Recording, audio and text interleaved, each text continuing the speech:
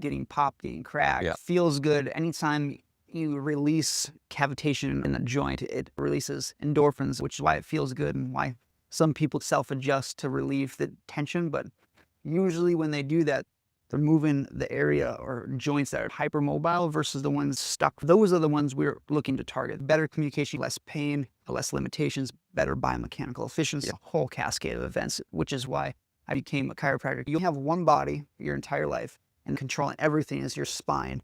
If there's any problem, it can lead to a whole bunch of issues.